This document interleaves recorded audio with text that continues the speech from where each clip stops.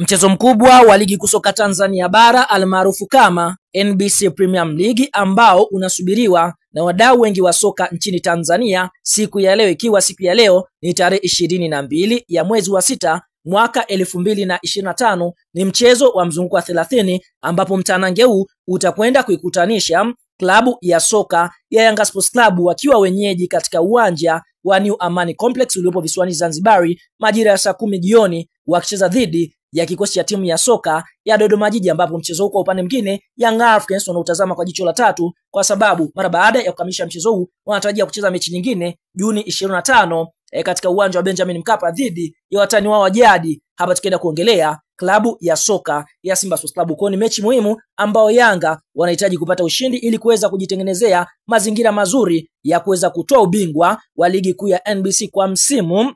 mwaka 2024 2025.